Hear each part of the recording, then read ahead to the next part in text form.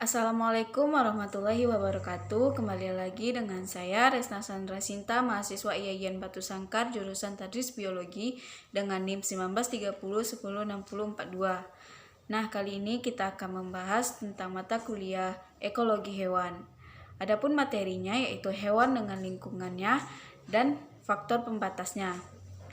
Pertama-tama kita harus mengetahui apa itu ekologi. Ekologi berasal dari bahasa Yunani yaitu oikos atau rumah dan logos yaitu ilmu.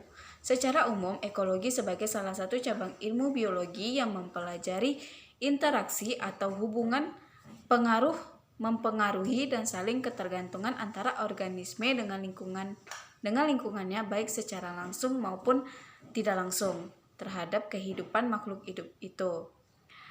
Lingkungan tersebut artinya sebagai segala sesuatu yang ada di sekitar makhluk hidup, yaitu lingkungan biotik maupun abiotik.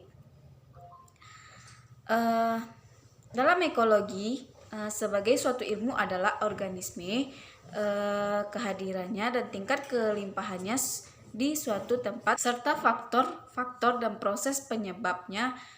Dengan demikian, definisi-definisi tersebut dapat disimpulkan bahwa ekologi hewan adalah suatu cabang biologi yang khusus mempelajari interaksi antara hewan dengan lingkungan biotik dan abiotik secara langsung maupun tidak langsung. Nah, kali ini kita akan masuk pembahasan kita yang pertama, yaitu permodelan dalam ekologi hewan. Model ekologi pada dasarnya adalah suatu formulasi matematik sebagai bentuk penerjemahan fenomena ekologi yang sebenarnya dan telah disederhanakan. Permodelan ekologi pada dasarnya adalah suatu formulasi matematik sebagai bentuk penerjemahan fenomena ekologi yang sebenarnya dan telah disempurnakan. Pendekatan dalam ekologi dapat secara laboratoris, lapangan, dan matematik. Dalam ekologi hewan, salah satu kendala yang sulit adalah pengukuran, metode, dan teknik pengamatan. Hal ini disebabkan oleh sifat hewan yang senantiasa bergerak dan berpindah-pindah, baik secara liar maupun jinak. Misalnya, menyangkut penentuan kelimpahan dan perilaku hewan yang diteliti. Ukuran tubuh mulai dari mikron sampai yang besar dan tinggi. Perkembangan kecepatan dan daya gerak yang berbeda-beda. Lingkungan yang ditempati juga berbeda-beda, seperti habitat daratan, perairan tawar, ataupun laut, serta keuraian dan kespesifikan perilaku hidupnya termasuk aktivitasnya dalam sehari-hari. Selanjutnya, perkembangan dan pemilihan bidang ekologi hewan. Ekologi memiliki perkembangan yang berangsur-angsur sepanjang sejarah, namun perkembangannya kurang begitu jelas. Catatan Hippocrates, Aristoteles, dan filsuf lainnya merupakan naskah kuno yang berisi rujukan tentang masalah-masalah ekologi.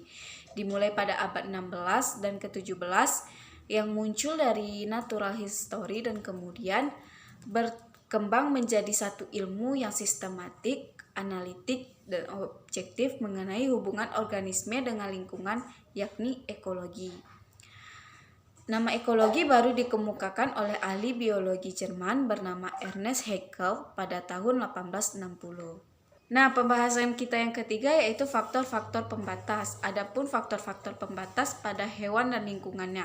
Yang pertama, cahaya matahari. Cahaya matahari ini mengukur berapa maksimum dan minimum yang dibutuhkan oleh hewan dan lingkungan. Yang kedua ada iklim. Iklim ini kecocokan dengan lingkungannya.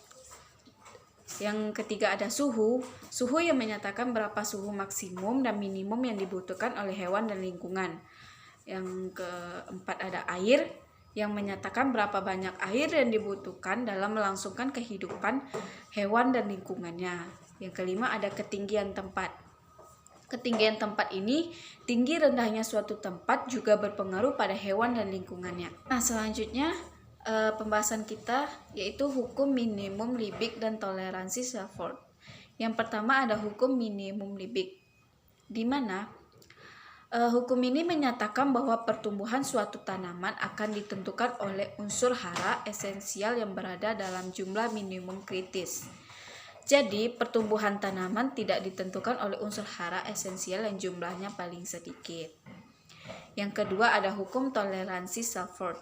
Hukum ini menyatakan bahwa untuk setiap faktor lingkungan suatu jenis organisme mempunyai suatu kondisi minimum dan maksimum yang mampu diterima oleh hewan dan lingkungannya.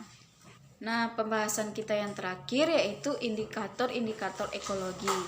Indikator ekologi adalah suatu proses persiapan desain yang meliputi situs pengambilan sampel lapangan secara spesial dan temporal, protokol laboratorium, rencana lanjutan desain survei yang sesuai metode yang konsisten untuk menggambarkan status dan melacak perubahan berdasarkan kepentingan atribut ekologi yang dipilih indikator utama yang digunakan dalam menilai kondisi lingkungan sebagai sinyal peringatan dari masalah ekologi dan sebagai barometer untuk tren sumber daya ekologi. Nah, dari penjelasan pembahasan kita yang terakhir tadi berakhir pula materi kita kali ini. Lebih dan kurangnya saya mohon maaf. Apabila ada kesalahan saya mohon maaf. Saya akhiri dengan Assalamualaikum warahmatullahi wabarakatuh.